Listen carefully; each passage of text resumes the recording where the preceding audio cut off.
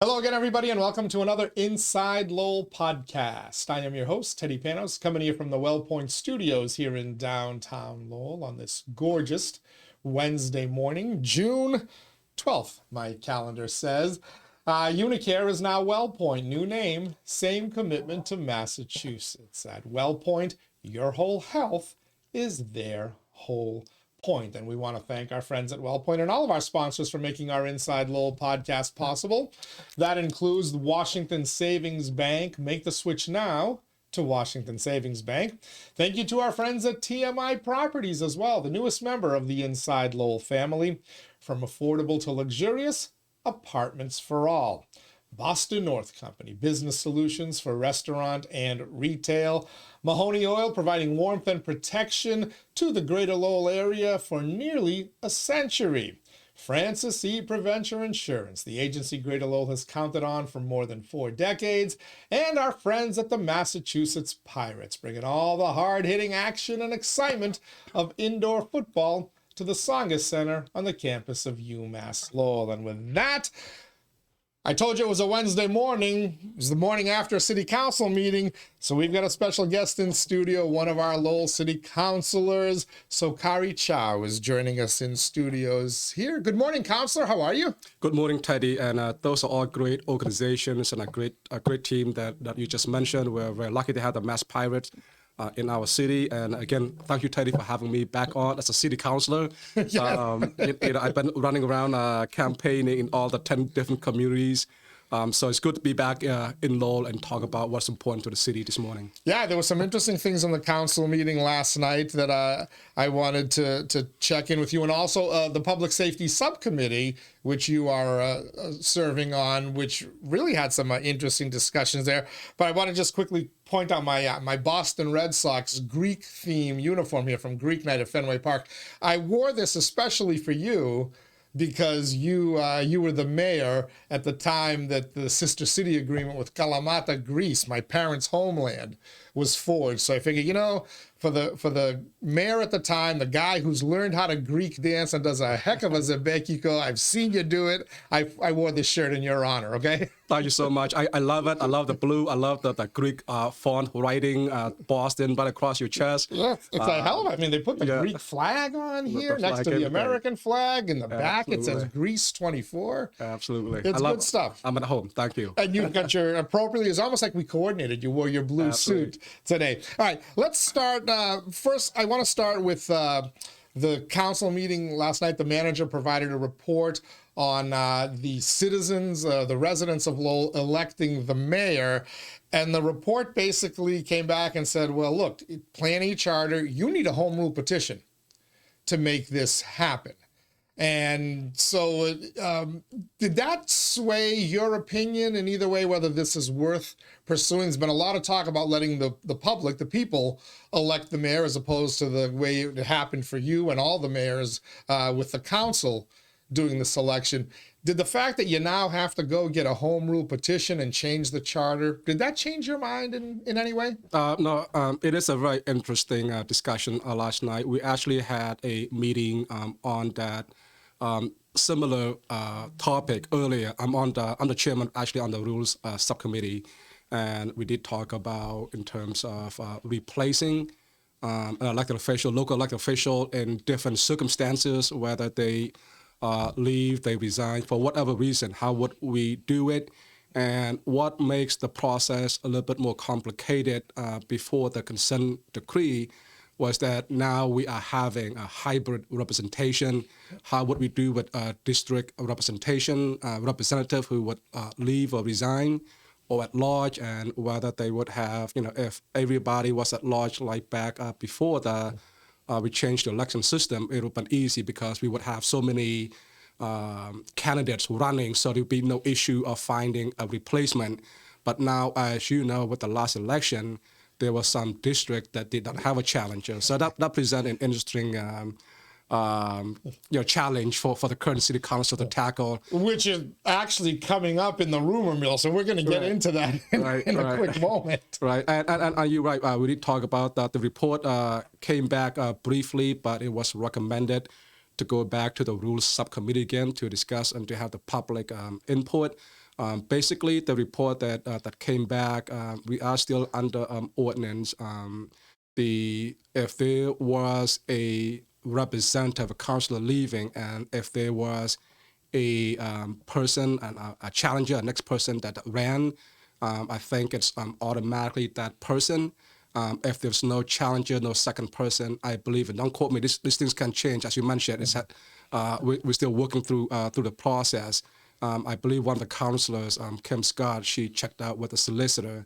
I think that next person, if there's no challengers, no second person in place, it could be appointed by the city council. But as you indicated, it's a lot more complex than this. We would have to have a rules subcommittee meeting and have the entire board, the entire city council discuss what we should do in terms of the home rules petition, and it could take a long time. Yeah. So the home rule petition regarding replacing city councilors who leave the seat for one reason or another is working its way through the legislature. Right. There is some doubt whether it will pass in this session and have to be reintroduced next session. But even assuming it's going to be passed in this session, there's kind of a little race to the finish line here where it is rumored that one councillor is going to be stepping down from his seat to accept a position with the school department. That rumor has not been confirmed or not, but it's been out there for a while, and I've heard it, and trying to see how valid it is. But if that happens before the home rule petition goes through the legislature, you guys as a group of 11 don't have any precedent for how you're going to do this. It was done when Andy Dakota stepped down from the school committee in 2022. Susie Chun, who ran against him in the district, stepped in.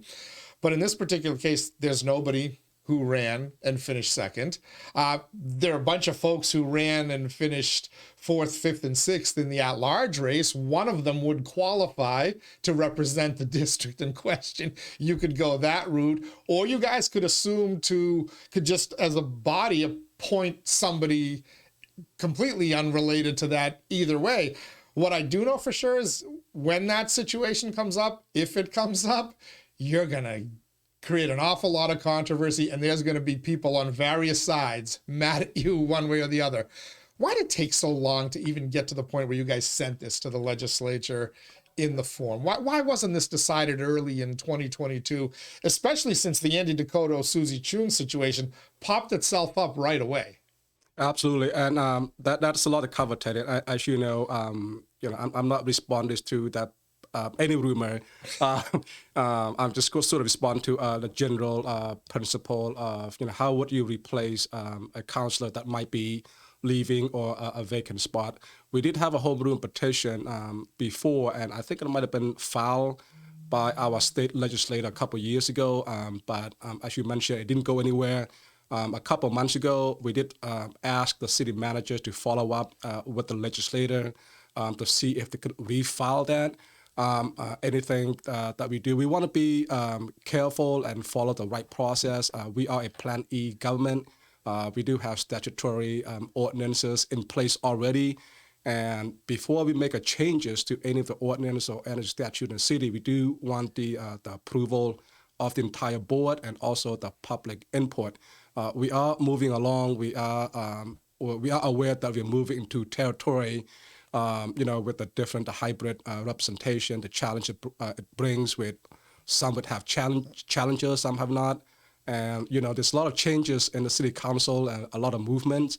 But I'm very confident that we're going to address this issue when the time arises. Okay. And in fairness, you were the mayor at the time when the previous home rule petition was sent forward that was looking for a different succession plan, one that may not have been the right way to do it if you listen to certain people who've worked at the Secretary of State's office and happened to work in the city election office, at least for a little bit longer. In terms of the mayor, based on what you heard from the manager's report last night, do you still think the mayor should be elected by the council, or should you go forward as a body and try to change it so that the mayor is elected through some kind of popular vote? Yeah, I think that's really the main concern. That was why it was referred to the rules subcommittee.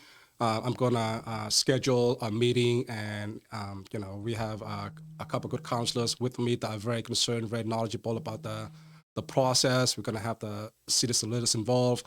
I would invite the public, if you have concern, you have an interest, to please attend the meeting. Once we set the date and the time, we will publish the meeting, and I would welcome the public input, because that's the best way to do it, is to have a democratic process. If the public feel that we should have the public vote for the mayor, I'm all for it, but I think we have to go through the process to get the input. I'm going to guess that's a subcommittee meeting that you're going to get an awful lot of public participation in. Of course, the devil is always in the details, as we have found out. Speaking of subcommittees, before the regular meeting last night, the Public Safety Subcommittee that you serve on held its meeting. Dog bites was the big conversation. A few weeks ago, a very passionate resident spoke up about not being at all happy with the way her dog bite situation was handled. What came out of last night's subcommittee meeting, and what should the citizens of Lowell know regarding this issue? Great. It's actually a very, very serious issues, and I'm on the Public Safety Subcommittee. When I first got elected to the City Council, I was actually the chairman of the Public Safety. So I think I'm not being biased. A lot of interesting things, a lot of good things, because public safety is the number one concern for the residents in Lowell. To discuss, and this year, I'm fortunate enough again to be a member of the public safety, and the concern with dog bites or animal bites in the city is that, especially in particular to the subcommittee last night, it's about our four-legged furry friends and family member dogs. Many residents have dogs, and so when we hear about dog bite and safety, we are concerned. There's a lot of dogs in the city. Only about 721 are licensed. So we really want to have the resident register and apply for license to the city as many as possible, so that we know, one of the process or steps of getting a dog license is to have the pet, to have the dog vaccinated. So when you have a dog bite, I think a lot of residents concerned about their health, whether the pet could be rabies or not. Just major concern, and there were about 24 calls up to date relating to dog bites, and out of the 24, about 6 were considered serious issues. And like when we label dog bite, it could be anything from like a nip all the way to like a open flesh. And I'm not making light of the less serious nature of the dog bite, but all are concerning, especially when the dogs in the public, they're in the streets or in the park. We want to make sure that the victim, so to speak, receive the proper treatment. So I would encourage everyone to register their pets, get licensed, and get vaccinated. And if there's a situation where you are getting bitten, please call the non-emergency number, the police station, which is 937-3200. I believe, I can't remember that number. I think you got it right. 937-3200. And, the officer there will walk you through it, will take care of the matter as soon as possible. All right. I gotta backtrack for a minute, because you shocked me there. Did that statistic come out at the meeting last night, that there are only 721 registered dogs in the city of 120,000 people? That's what I still, and I'm going to guess the number is at least double that of dogs that actually reside in the city, right? At least. And one of the councilor, I think the chairman, Councilor Nguyen, actually brought up a very important point. We all love our pets, and with that so many number of pets in the city, there would be some kind of incidents. But what we are concerned with is the pets, the dogs that are not licensed, they are not vaccinated, because we love our pets, but when accidents happen, so to speak, we want to make sure that the people are safe also health wise, whether it's just a nip or open flesh bite and what have you. But I do want to mention, I also own a pet. Many of my neighbors own a dog. I don't want to make it very, very sound like alarming. I know that one dog bite is one too many, but for the most part, for what I've seen, our dog friends and family members, they're very safe. Sometimes they might be just touched in the wrong way or play with the wrong way. They might bite.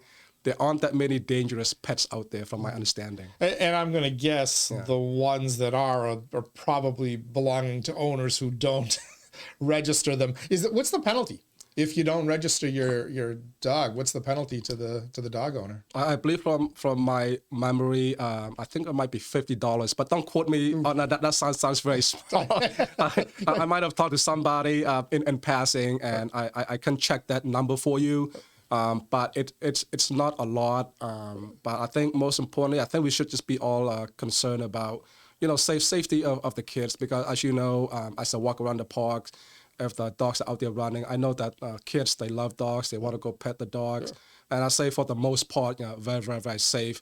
The other thing that brought up last night too, it's concern of the council as a whole, as well as the entire residents. We are concerned about public spaces and green spaces for dogs and pets anyway. When I first got on the council, I did make a motion to increase the number or make space at public parks to make into dog parks, so that way owners can take dogs to take a walk, give them a break, because for some dog owners, they might be financially challenged. They might themselves live in a tight quarter. They don't have a backyard or front yard for the dog to be let out. So, just like any, human being, I would say, you could get really stressed out. I think the pets get stressed out too. So we're working on, as a council, working to increase the number of dog parks, or maybe open spaces that are friendly to pets for them just to enjoy life as well. Okay. These dog issues come up periodically. What triggered the most recent discussion and why you kind of had to have that subcommittee meeting was there was a resident who felt that the procedures either weren't in place or weren't properly followed when it happened to her. What do we know in terms of the procedures? Are there specific procedures in place? And if there are, do we know why they weren't followed? Is it a lack of manpower in the animal control unit? Is it simply somebody just didn't follow? It happens. Some employees sometimes mess up. You see it in any industry. What do we know? And more importantly, what's going to be done in the future to ensure that complaints like this woman had, and she was very passionate about it, and you had to feel for her. How can they be assured that they'll be properly handled going forward? Absolutely. You're right. We all feel for her. And a couple of people from the public came to speak on the matter. We all love our pets. We all love our dogs. They're just like a family member. And if something were to happen to our kids, we would feel the same way if we feel that it's not being handled properly. We have ordinances in place, Chapter 1 of Ordinance 104. With all the steps and the procedures to do. So whenever there's an incident that happened with dog bites or animal bites, the resident would call the non-emergency number. And again, I would stress that point, it's a non-emergency number. And the person who's taking the calls, they would make an assessment on how serious the matter is. And it's whether it's related to dog bites or even human situation. When they call non-emergency number, the person would make assessment whether it's emergency, because during that call there could be 50 other phone calls coming in, could be related to medical, to motor vehicle accidents, rescue situations, or motor vehicle accidents, or gunshot hurt, and so forth. So the police department officer, they do all they can to make the assessment to respond as soon as possible, based on that scenario. And in that situation, I believe the police officer did follow up with the incident and talk to the person, and it was resolved. But as you mentioned before, currently we have only one person on staff that's dealing with animal control. We are in the process, the police department is in the process of hiring another person, because I think with what happens, it's always good and bad when you hear a incident come to City Hall, come to the meeting. It's good that we hear about it, and it's kind of bad that it should be more well known even before it came to the City Council. So when we hear something like this, we do have the discussion. We talk to the property department, the leadership, and it's being handled. And whatever service is needed, we improve it, we provide it. So I would encourage everyone, if you have that situation, concern about dog bites, animal control, what have you, please reach out to your district councilor. reach out to the city manager's office, reach out to the police department. It was a very, very good discussion last night, and I feel very confident that going forward, especially with one more staff coming on shortly, there'll be more resources to help with animal bite. Okay, I didn't see the subcommittee meeting, so I'm not sure if this came up, but I know it's been a hot topic since the news story where there was an accident right in downtown on Merrimack Street involving a moped, scooter, whatever, and an automobile caught fire. Person suffered serious burns. The other people involved, both in the car and in the moped, scattered. It's a common complaint. Now that the weather's nice out, we're hearing it a lot more. Complaints all throughout social media. These mopeds riding illegally, recklessly, up on sidewalks in downtown and in certain places. What can be done at this point from a city council and a police standpoint to deal with this issue where in some ways, the police's hands are tied in whether they can pursue and apprehend these people? So are there any steps that you would like to see and that have kind of come up in your public safety subcommittee as worth giving a shot for a problem that a couple of years now and it doesn't seem to be going away? Sure, yeah, it's very concerning. I saw that video on social medias as well, and I can't imagine the public that were around on Monday and saw that person caught on fire. It must have been scary, not definitely scary for the victim in that situation and the public around. I think with the issue with the dirt bikes that just it's been happening for the past few years now. And the police are doing all they can to make sure that the number one concern is the public safety. We don't know when this group of people that will come into the city, into Lowell, because it's not just a problem in Lowell. They make it to other towns as well. So when they get into Lowell, if anybody who witnessed that, if they call the police department, I know that they would respond right away. The incident that happened, even not with that particular accident that the person caught on fire with another vehicle, but just in general, if they're just making like a drive-by, so to speak, causing all kind of havocs and noise disturbance. The understanding is that the chief, he spoke very well on it. There's court precedents that you don't want to pursue them because there's a bigger public safety concern. Innocent standby could get hurt. I think they would have to weigh the risk of pursuing them, try to minimize that noise disturbance that momentarily versus them getting to accidents again with just like what happened to a vehicle or worse into with another person. So they would have to weigh that. But unless it's a criminal activity, and then the police would pursue them. But in a situation where it's just like a minor infraction like that, I think the weight of public safety outweighs the pursuit of this. I don't know if they're kids, but from the picture I saw a couple of days ago, some might even be older than kids. Sure. So to speak, but the police is actively working on it. They work with private investigators. They do all kind of undercover to make sure to minimize this don't happen as much. Okay. And lastly, the meeting last night, the regular council meeting itself, not much controversial there, but there was a lot of discussion again centering around the homeless population and specifically over by South Common where people are congregating, and we know the story there, right? There's a church there that provides services. You're feeding them, trying to find ways to give them other opportunities that the homeless population doesn't have. But it becomes a nuisance. There's a school right there. There are people trying to use that green space who either can't or don't feel safe doing so. It seems like you guys had a lot of attention since you started serving on that council on this homeless issue and the various side issues that pop up.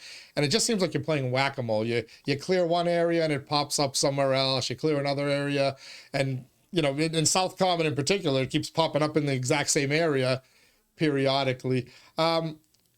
Can you guys realistically do anything as a council? Can the administration do something realistically? Or is this an issue that you feel has to come from higher up, be it at the state and federal level? Sure. Yeah, I don't know if we can cover that in 2 minutes. Even the council last night, we did spend a good amount of time talking about it. It's a very important issue.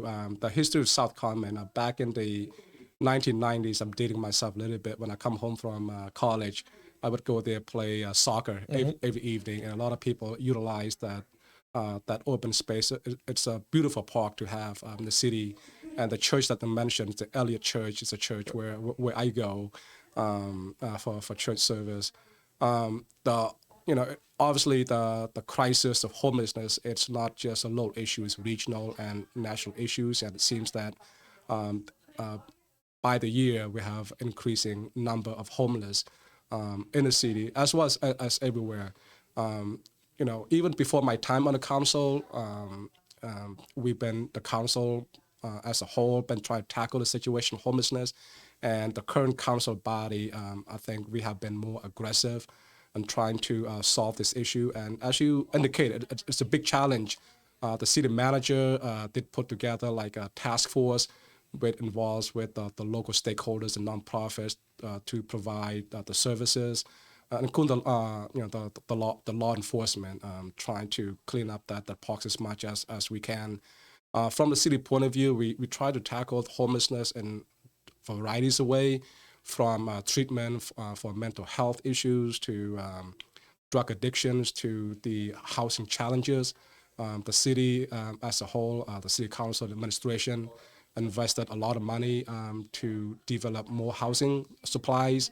We, from the ARPA fund, we have committed about $4.6 million to deal with the housing issues, to provide more housing supplies.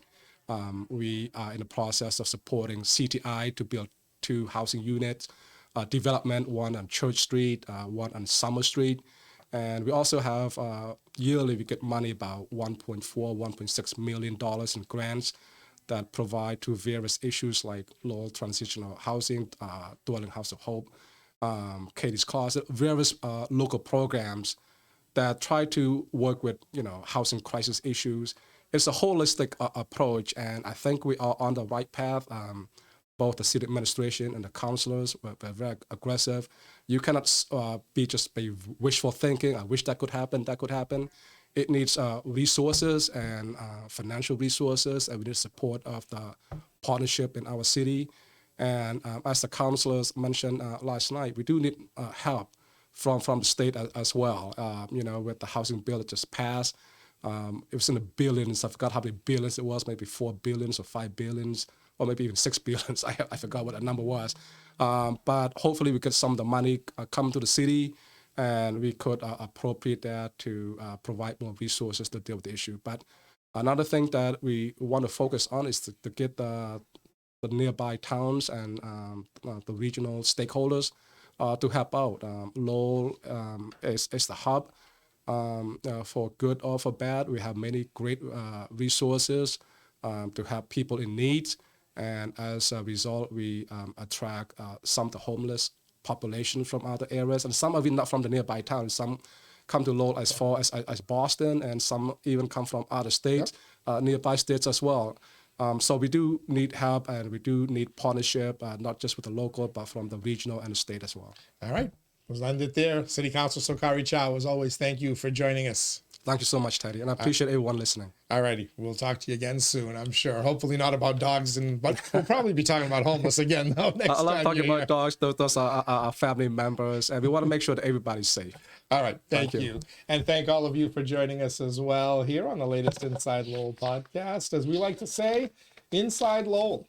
If Lowell is your home, this is your place. Till next time, be safe.